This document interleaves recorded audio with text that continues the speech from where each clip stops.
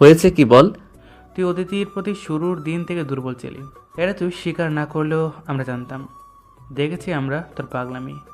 ওই দিন অদিতি অজ্ঞান হয়ে গেছিল না, তুই ওকে অবস্থাতে দেখি ওর পা সব যাসনি। অবশ্য পরবর্তীতে গেছিস যখন অন্য পুরুষ ওকে ছোঁয়ার চেষ্টা করছিল, তুই নিজেকে অদিতির পাশে ভাবতো হীনমন্যতায় ভুগছিলি। আঙ্কেল হয়তোবা সেটা বুঝতে পেরেছে। উনি আমাকে একদিন ওনার অফিসে ডাকেন। আমি ওই দিন তোকে ভার্সিটি রেখে ওনার অফিসে যাই। আঙ্কেল আমাকে তোর অদিতির ব্যাপারে সব বলতে বলে। আমি সব বলি যে তুই ওকে ভালোবাসিস কি না তুই শিওর না। তুই কখনোই আগাবি না অদিতির দিকে, চাইবি না তোর এই নষ্ট জীবনে কোনো মেয়ে আসুক।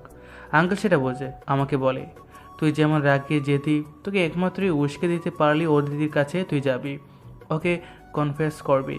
তাই আঙ্কেল নিজে আমাকে তনের বাজিয়ে ধরার বুদ্ধিটা দিলেন। আমি ভাই বিশ্বাস কর শুরুতে মানা করেছি কসম, কিন্তু আঙ্কেল চাইছিলেন তুই ভালো হ, সুস্থ জীবন কাটা।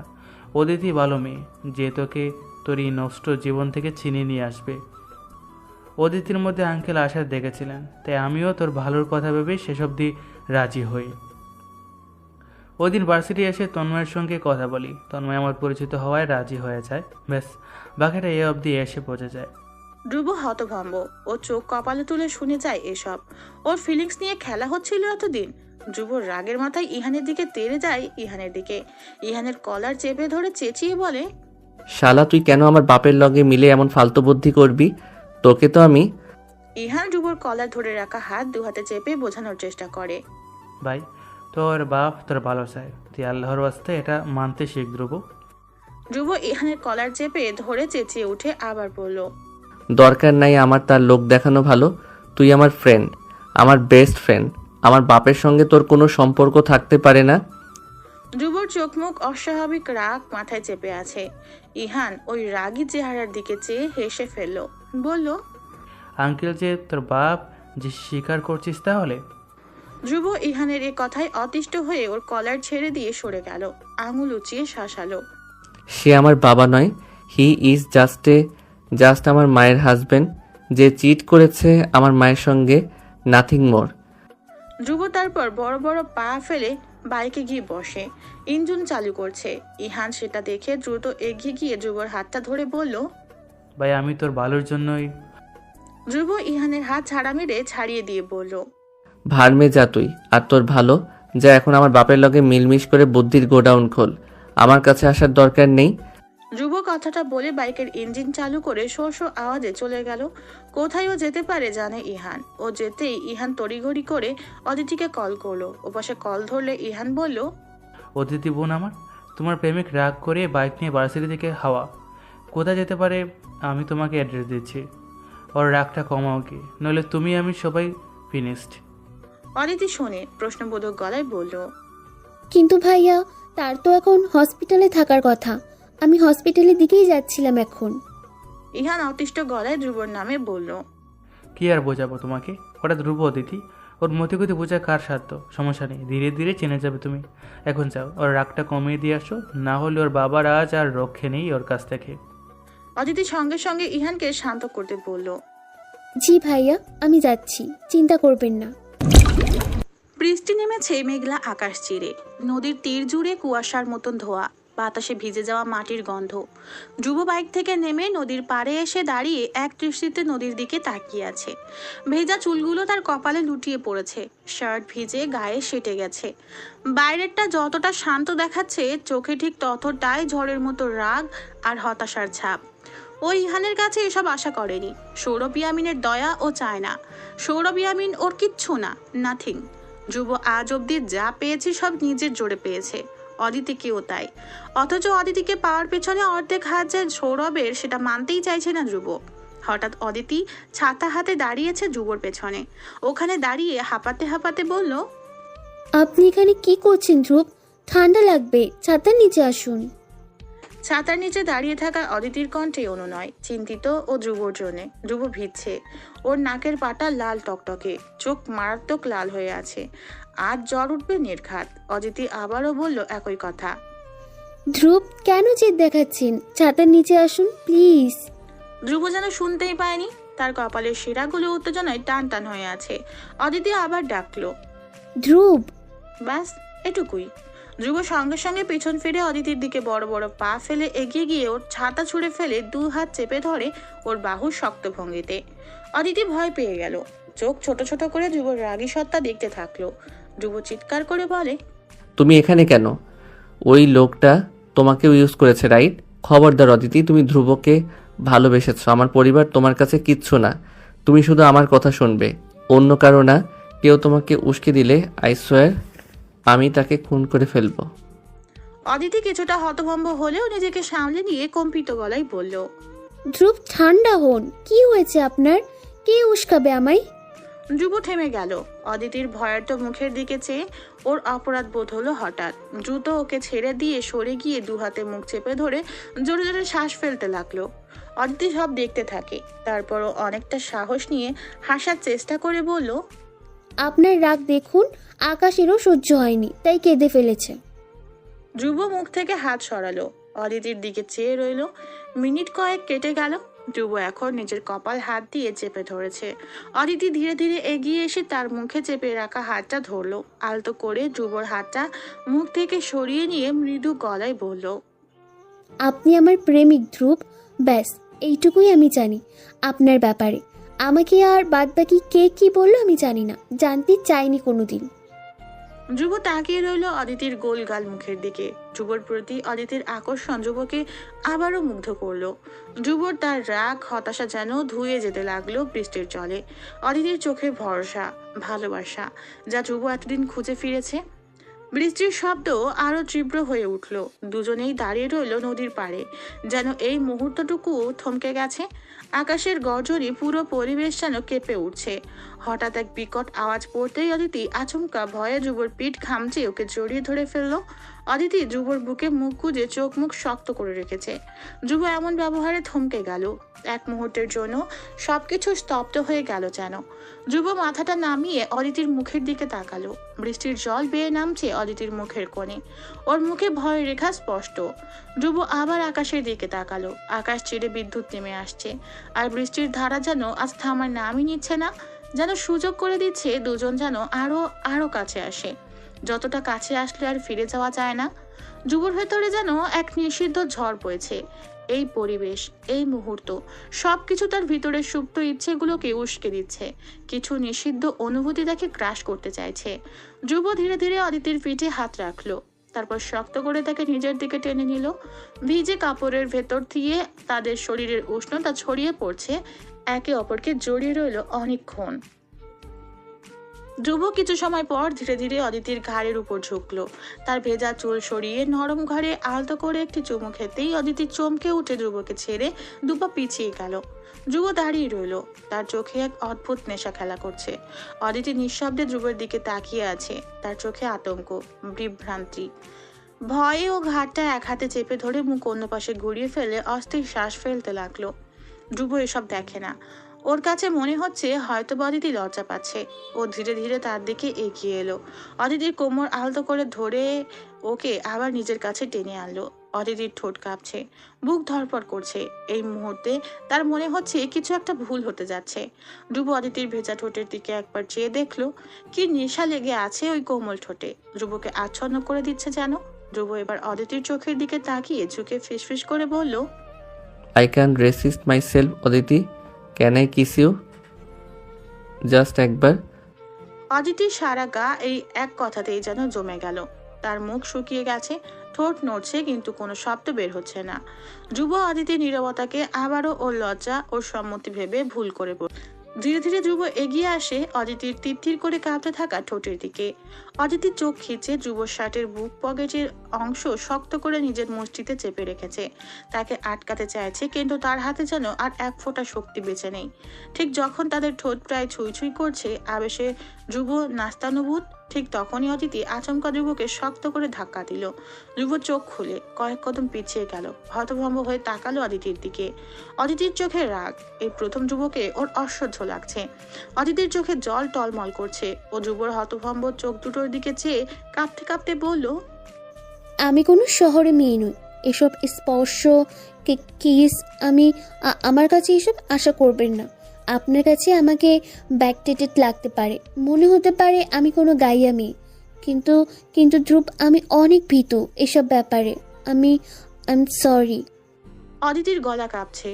ও দুহাতে মুখ ঢেকে ফুপিয়ে কেঁদে ফেললো। ধ্রুব দাঁড়িয়ে আছে। ওর নিজেরই বিশ্বাস হচ্ছে না এসব হচ্ছিল কি অদিতির ইচ্ছার বিরুদ্ধে। শিট! মনে মনে ধ্রুবর অপরাধ বোধ হলেও মস্তিষ্কে যেন চেপে ধরেছে অদিতি তাকে ধাক্কা দিয়েছে, ওকে অপমান করেছে। অদিতি কেন শুরুতে মানা করেনি? কেন চুপ ছিল? তাহলে ধ্রুব এতদূর নিশ্চয়ই আগাতো না। অদিতির চুপ থাকাকে ধ্রুব সম্মতি ভেবেছে। এটাতে ধ্রুবর দোষ কোথায়? রিলেশনশিপে তো এসব নর্মাল। তারপর ধ্রুব থামলো হঠাৎ। দোষ কি অদিতির? হয়তোবা ও গিয়েছে। ধ্রুব থামলো, চোখ বুজে অন্য পাশে ঘুরে গেল। মনে মনে কঠোর সিদ্ধান্ত নিল, আজ থেকে ও অদিতিকে ছুবে না, এক ফোঁটাও না। দুপুর পেরিয়ে বিকেল হয়েছে। পাশেই কোনো মসজিদে আসরের আজান হচ্ছিল। বৃষ্টি কমেছে সেই কখন। আকাশ তখনও মেঘলা।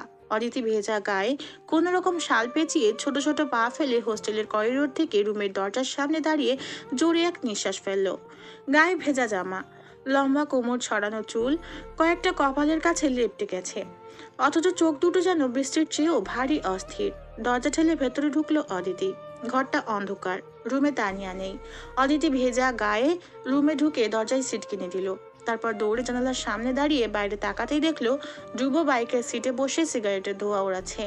সাদা শার্টটা ভিজে চুপচুপে হয়ে আছে, কয়েকবার হাঁচিও দিচ্ছে। অদিতি তাকিয়ে রইল। হঠাৎ ধ্রুব সিগারেটের ধোঁয়া ওড়াতে উপরের দিকে তাকালো।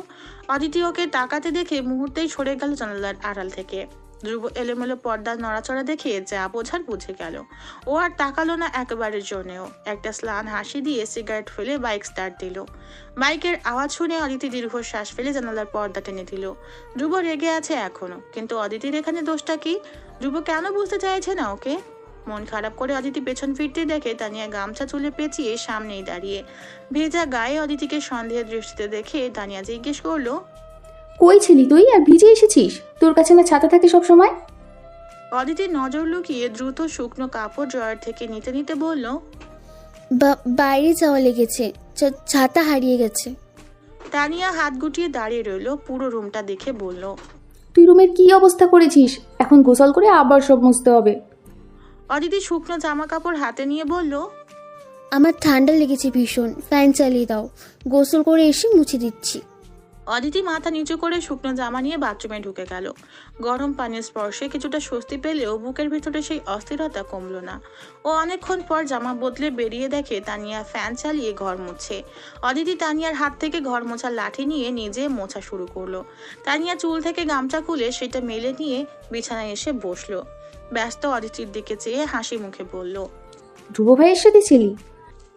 অদিতি ঘর মুছতে মুছতে একটু ইতস্তত করে বলল। হুম। তানিয়ার কাছে অদিতিকে ঠিক লাগছে না। ও চোখ ছোট ছোট করে প্রশ্ন করলো, সব ঠিক আছে তোদের মধ্যে? তো কেমন শুকনো লাগছে কেন? অদিতির ভেতরটা কেমন যেন মোচড় দিয়ে উঠলো। কি বলবে সে? যুব বয়ফ্রেন্ড হিসেবে ভীষণ রাগী, জেদি। ছোট মোটো অদিতির দ্বারা তাকে সামলানোই যাচ্ছে না আজকাল। আজ দুপুরে যুবর সেই রাগী চেহারা, কর্কশ কণ্ঠ আর চোখের সেই কঠিন দৃষ্টি যেন এখনো তার সামনে ভাসছে। যুব এমন কেন? এতটা রাগী কেন হতে গেল? অদিতি বুঝতে পারছে না। আদৌ ও ধ্রুবর সঙ্গে মানিয়ে নিতে পারবে কিনা। কিন্তু অদিতি তো বোকা, মনটা তো পুরোটাই দিয়ে বসেছে ওই রাগী জেদি ধ্রুবকেই। ফ্যান অফ করে দিয়ে অদিতি বিছানায় বসলো। ছোট করে একটা শ্বাস ফেলে ফোনটা হাতে নিল। ধ্রুবর এখন অবধি কোনো মেসেজ কল আসেনি। অদিতি মনটা খারাপ করে ফোন রেখে দিল। কিছুক্ষণের মধ্যেই ফোন হঠাৎ বেজে উঠলো। বাড়ি থেকে কল এসেছে। কল ধরতেই ওপাশে ফাহিমা বললেন, কিরে, তোকে কল দিচ্ছি দুপুর থেকে, তুই ধরলি না? অদিতি থামলো। কি জবাব দেবে ও? কখনোই মিথ্যা না বলা অদিতি এবার মিথ্যাটাই শোনালো তার মাকে। বাইরে ছিলাম মা, ভার্সিটিতে কাজ ছিল। ও, ভালো আছিস তো? অদিতি ছোট করে উত্তর দিল। হ্যাঁ, তোমরা? ফাহিমা কিছু বলার আগেই পাশ থেকে ইফাজ ফোনটা কেড়ে নিল তার থেকে। শুরুতেই ভালো মন্দের ধার ধারলো। বলে বসলো, এই আপু, জানিস আজ গ্রামে বিচার বসেছে। ওই যে রুমা আপা আছে না, করিম চাচার মেয়ে, তাকে শাহেদ ভাইয়ার সাথে পাকড়াও করেছে। ফাহিমা বাকি কথা আর বলতে না দিয়ে তৎক্ষণাৎ ইফাজকে থামিয়ে ওর থেকে ফোন কেড়ে নিলেন। ধমকে উঠলেন ছেলেকে ফোনের মধ্যেই। একটা চর দেব। এই ছেলে, তোর বয়স কত? এইসব কথার কি বুঝিস তুই? সব সময় পাকনামি। তোর আব্বারে বলবো? ইফাজ হয়তো চলে গেছে, অথচ এই কথাগুলো আবারও অদিতির কানে আসলো। ভয় আগের ন্যায় অদিতির গলাটা যেন চেপে ধরলো। বর্তমান সুখের আশায় অদিতি যে সবচেয়ে বড় ভুল করে বসে আছে। গলার স্বরটা এলোমেলো হয়ে এলো ওর। জিজ্ঞেস করলো, ওরা শাহেদ ভাইয়াদের তো করিম চাচাদের সাথে জমি নিয়ে আগে থেকেই ঝামেলায় ছিল, তাহলে এসব? ফাহিমা দীর্ঘশ্বাস ফেললেন। কি ঝামেলা? ছেলে মেয়ে ওরা আগে লুকিয়ে বিয়ে করে ফেলেছে, আজ তোর বাবা বিচারে ওদের আবার সবার সামনে বিয়ে দিয়েছে। অদিতির কণ্ঠ ক্ষীণ হয়ে এলো। আর এক ঘরে? না রে, এক ঘরে করেননি, বিয়ে তো করেই ফেলেছে, এখন আর কি বিচার করবেন? তাই তোর বাবা শাহেদকে চাকরি নিতে বলে বিয়ে দিয়ে আলাদা থাকতে বলেছেন, গ্রামেই আছে ওরা। তারপর অদিতির আর কিছুই শুনতে পারলো না। পুরনো ভয়গুলো আবারও জেগে ধরেছিল ওকে। ফাহিমা নিজের মতো করে অনেকক্ষণ কথা বলে তারপর ফোন কাটলেন। ফোন কেটে যাওয়ার পর অদিতি বিছানায় বসে রইল। মাথার ভেতর হাজারো প্রশ্ন ঘুরপাক খাচ্ছে। ধ্রুব অদিতির সম্পর্কের এই টানপোড়েনের শেষ কোথায়? অদিতি কি কখনো পরিবারকে লুকিয়ে ধ্রুবকে বিয়ে করার মতো সাহস আদৌ কোনোদিন করতে পারবে? এই সম্পর্কের ভবিষ্যৎ কি আদৌ আছে? জানালার বাইরে আবারও ঝিরিঝিরি বৃষ্টি পড়ছে। অদিতির চোখে আবারও পানি জমতেই দু হাতে অদিতির চোখ মুছে নিজেকে স্বাভাবিক করলো। যা হওয়ার তা তো হয়েই গেছে, এখন আর এসব ভেবে কি হবে? বাকি যা হবার দেখা যাবে। অদিতি মলিন হেসে জানালার দিকে তাকালো। জানালার কাছে এখনো টপ টপ করে জমে থাকা ফোঁটাগুলো গলে নামছে। হঠাৎ ওর মনে হলো ধ্রুব এখন কি করছে? ও কি সুস্থ আছে? এমন রাগ নিয়ে বেরিয়ে গেছে, তার উপর ভিজেছে বৃষ্টিতে। ধ্রুব এমনিতেই ঠান্ডা লাগলে ভীষণ অসুস্থ হয়ে পড়ে, শুনেছে অদিতি। আসার পর রেগে কল করেনি, মেসেজ করেনি। এত রাগে ছেলের! অদিতি না চাইতেও হার মানলো। কল লাগালো ধ্রুবর নাম্বারে। ওপাশ থেকে একজন মধ্যবয়স্ক লোক কলটা ধরলেন। আসসালামু আলাইকুম, কে? অদিতি কিছুটা থামলো। কে কল ধরেছেন বোঝার চেষ্টা করলো, তারপর ও জবাব দিল। ওয়ালাইকুম সালাম, এটা ধ্রুবের নম্বর? ওপাশ থেকে সঙ্গে সঙ্গে কথা ফুরাবার আগেই বললেন, জি, ধ্রুব স্যারের নাম্বার এটা। আমি হারুন, ধ্রুব স্যারের বাসায় কাজ করি। আপনি কেডা? অদিতি কিছুক্ষণ চুপ থেকে জবাব দিল। ফ্রেন্ড। হারুন চিন্তিত গলায় বললেন, ও ফ্রেন্ড। আপা, স্যার খুব জ্বরে ভুগছে, শুয়ে কাতরাচ্ছে। আমি জলপট্টি দিতাছি তারে। বড় স্যার বিদেশে, বাড়িতে কেউ নাই। আপনারা কেউ এসে দেখা জানো না রে? অদিতি মুহূর্তে ব্যাকুল হয়ে গেল। হবে না জ্বর? গতকাল এত বড় অ্যাক্সিডেন্ট করে দুদিন যায়নি, আজ আবার ঝুম বৃষ্টিতে ভেজা। অদিতি চিন্তা নিয়ে বলল, জ্বর? কখন থেকে জ্বর? বাইরে থেকে আসবার পর থেকেই মুখটা লাল হইয়া গেছে, কয়বার বমিও করছেন। অদিতির চিন্তায় শেষ হয়ে যাচ্ছে যেন। উঠে দাঁড়িয়ে গেল বিছানা থেকে। জিজ্ঞেস করলো, চাচা, সে কি কিছু খেয়েছিলেন? কোনো মেডিসিন? না পা, কিছু খাই নাই। বড় স্যার তো এখন কাতারে, আমি তো এসব বুঝি না, কি ওষুধ খাওয়ামু। অদিতি শুনে গেল। কি করবে এখন? অদিতি বলল, ধ্রুবর বাকি ফ্রেন্ডের খবর দিয়েছেন? হারুন জবাবে হতাশ শ্বাস ফেলে বলল, বলছিলাম আমি, স্যার তো ডাইরেক্ট মানা কইরা দিছেন।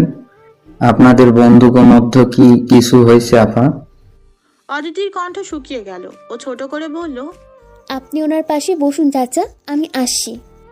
অদিতি আর এক মুহূর্ত দেরি করলো না। হাত পা কাঁপছে ওর। ও ঘরে ছোট ইলেকট্রিক চুলা দিয়ে পাত্রে চাল আর ডাল দিয়ে খিচুড়ি বসিয়ে দিল। খিচুড়ি রান্না শেষ হতেই একটা ছোট টিফিন ক্যারিয়ারে সেসব ভরলো। ড্রয়ার থেকে একটা বড় শাল গায়ে জড়িয়ে নিয়ে তানিয়াকে বলে দ্রুত বেরিয়ে এলো। অদিতির টিফিন হাতে ধ্রুবদের বাড়ির সামনে দাঁড়ালো। বিশাল বাড়ি, নেম প্লেটে লেখা Yamin's family. Aditi calling bell বাজাতেই দরজা খোলা হলো। হারুন অদিতিকে দেখতেই মুহূর্তেই চিনে ফেললো, বিস্ময় নিয়ে বলল, আপনি অদিতি ভাবি না? ধ্রুব স্যার যারে ভালোবাসেন, একটু আগে আপনি আমারে কল দিছিলেন। অদিতি কিছুটা হকচকিয়ে গেল। এবাড়ির সবাই কি অদিতিকে চেনে? কিভাবে? ও তো কোনোদিন এ বাড়িতে পাও রাখেনি।